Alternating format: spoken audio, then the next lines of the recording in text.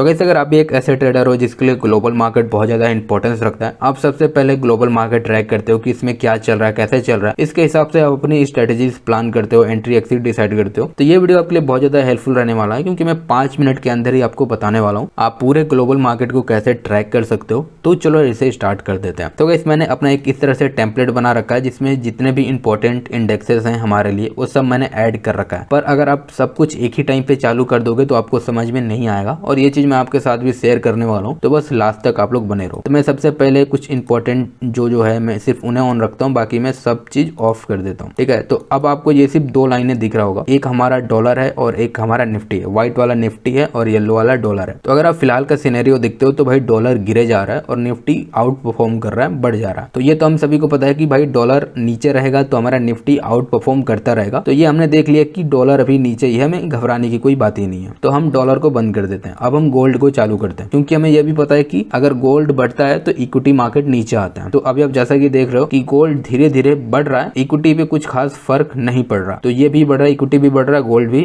उतना नहीं बढ़ रहा पर बढ़ रहा है। तो ये थोड़ा बहुत चिंता करने वाली बात है कि हाँ यार बढ़ रहा है। ये उसके लिए चिंता करने वाली बात है जो एक लॉन्ग टर्म के लिए, मतलब जो एक स्विंग ट्रेडर है या पोजिशनल है, उसके लिए थोड़ी सोचने वाली बात है। तो हमने ये भी देख लिया कि ठीक है। अब हम XGS निफ्टी शुरू कर लेते हैं कि ये कैसे चल रहा है। तो आपको दिख रहा है कि ये हमारे निफ्टी के साथ ही चल रहा है, साथ साथ दोनों ही चल रहे हैं भाई भाई की तरह। तो ये हमने देख लिया। अब हम क्या देखना है, हमें यूके का मार्केट देखना है। तो हम अपना XGS निफ्टी बंद कर देते हैं। अब यूके का मार्केट क्योंकि 11:30-12 बजे खुलता है, यानी हमारा मार्केट 9:30 ओपन होता है और यूके का मार्केट 12:30 बजे समथिंग खुलता है। तो ये हमारे लिए इंपॉर्टेंट हो जाता है। तो इस तरह से आपको दिख रहा है कि भाई ये नीचे आ रहा है और ये आके हमारा सपोर्ट ले चुका है। अब जैसे हमारा निफ्टी है, इसने सपोर्ट ले लिया और जो यूके का इंडेक्स है वो गिर रहा है, अभी इसने सपोर्ट लिया नहीं है। तो ऐसा हो सकता है कि अगर कल मार्केट ओपन हो तो ये शायद इस तरह से एक छोटा सा डिप आ जाए, ऐसा हो सकता है। पर अगर आप इस तरह से देखोगे, आप इस टाइम को जितना बड़ा करते जाओगे आपको डिफरेंस उतना ही बड़ा मिलता जाएगा। अब जैसे हमारा निफ्टी 12 ऑलमोस्ट 13% का रिटर्न दिया है और इसने सिर्फ 0.3% का रिटर्न दिया। तो हमने ये भी पता चल गया कि भाई हमारा जो इंडेक्स है वो आउट परफॉर्म कर रहा है सभी को, उसमें कोई चिंता करने वाली बात ही नहीं है। अब हम नैस्डैक को देख लेते हैं, क्योंकि इसे हम एट द एंड में देखते हैं कि मतलब ये अक्सर रात के 1:30-2 बजे बंद होता है। तो हम लोग इसे सुबह देखते हैं अक्सर कि ये पता करने के लिए भाई कैसा चल रहा है, मतलब ये बंद कहाँ हुआ है, उसके हिसाब से हम डिसाइड करते हैं। तो अभी तो रात नहीं हुआ, पर अगर आप इस तरह से देखोगे तो ये भी नीचे ही है। तो ये भी एक छोटा सा आपको